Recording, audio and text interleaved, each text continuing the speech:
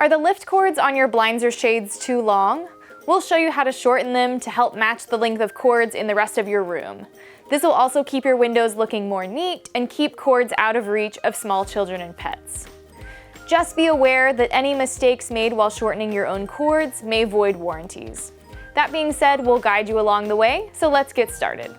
First, lower your blinds all the way to the windowsill or to their lowest length. Never cut cords when blinds are raised, as this will ruin your blinds. Next, determine where you'd like your cord height to be.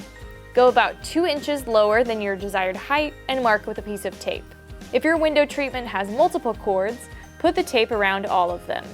If your cord is made of smaller cords that join to form a larger cord, you will only be able to shorten the larger cord.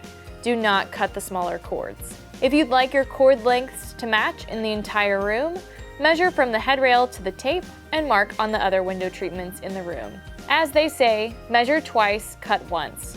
After you've double-checked your measurements and made sure that your blinds or shades are fully lowered, cut your lift cords below the tape.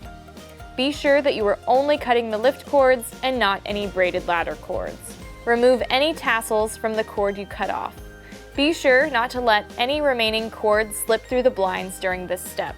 Remove the tape and thread the shortened cords through the tassel or tassels and tie a knot to secure. Be sure that all knots and tassels are even.